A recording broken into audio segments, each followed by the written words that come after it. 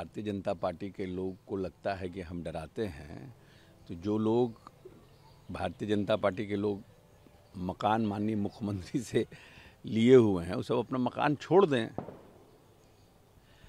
अब व्यक्तिगत संबंध को भी ये लोग राजनीति में जोड़ना चाहते हैं। सुशील मोदी जी तो बहुत सीजन्ड आदमी हैं, बहुत सीनियर आदमी हैं और बहुत मतलब जिनको कहते हैं कि हम एक बार गए थे as a Congress president Bihar के इश्यूज़ पे एक किसी कार्यक्रम में, मीडिया के कार्यक्रम में, और जिस तरह से उनको हमने आर्गूमेंट करते हुए देखा फाइनेंशियली और स्टेट के स्टेटस को लेकर के, तो हम बहुत प्रभावित हुए थे। और कांग्रेस प्रेसिडेंट रहते हुए लीडर डिप्टी सीएम थे, हम इनके चैम्बर में जा कर के इनको बधाई दिए थे।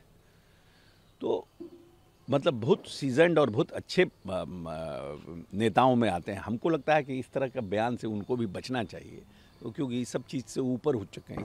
ये सब तरह का बयान देने के लिए सम्राट चौधरी विजय सिन्हा को छोड़ देना चाहिए। अब मोदी जी कहाँ ये सब इतना दिन बिहार की सेवा किए हैं, बिहार को आगे बढ़ाए हैं। अब ये कि आरजेडी को डराने के लिए करते हैं, क्यों डराने के लिए? नीतीश जी के लिए तो नीतीश जी अगर लेफ्ट जाएंगे ना तो लेफ्ट का दरवाज़ा खुलता चला जाएगा, राइट जाएंगे तो राइट का दरवाज़ा खुलते चला जाएगा। नीतीश जी बिहार पर काम करके टिके हुए हैं। नीतीश जी किसी जाति, किसी धर्म, किसी इस पर नहीं टिके हुए हैं।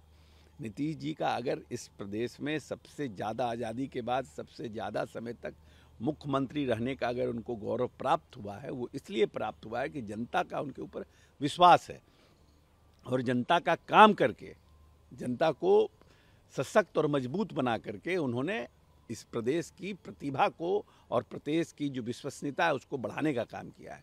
आज बिहार 10.98% विकास दर से आंध्रा और गुजरात के बाद एक दशक में कोई राज्य इतना ग्रोथ नहीं किया है जितना नीतीश जी के कार्यकाल में किया। पूरे देश में कोई राज्य नहीं किया है। हम सबसे तेज गति से विकास दर से आगे बढ़ रहे हैं।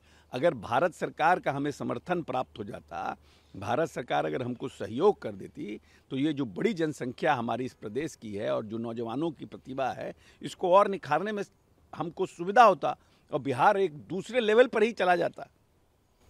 लेकिन अब लोग को राजनीति करने से ही फुर्सत नहीं है। इंडिया गठबंधन में सब कुछ ठीक है अशोक चौधरी जी? ठीक है, हमको कहाँ, हमको तो कोई दिक्कत। यादव तो सीधा टारगेट कर रहे हैं। अब वो उनका है, मध्य प्रदेश में को लेकर के उनकी अपनी भावना है। मध्य प्रदेश में कांग्रेस ने उनको एकोमोडेट नहीं किया, क्या कमिटमेंट था, तो हम लोगों को इससे इंडिया गठबंधन पर असर नहीं पड़ने नहीं, हमको नहीं लगता है कि कोई ऐसा। लेकिन है कि इस तरह के बयान से सब लोगों को परहेज करना चाहिए, क्योंकि इससे मन में भ्रम होता है और जिस वोटर को आप टारगेट करना चाह रहे हैं उन वोटरों के प्रति मन में एकमतता नहीं है, इसका संशय पैदा होता है कि ये इंडिया गठबंधन में एकमतता नहीं है। तो कम से कम यूनाइटेड फेस दिखना चाहिए पब्लिक में। अगर कोई बात है तो आप अपनी बात कहिए।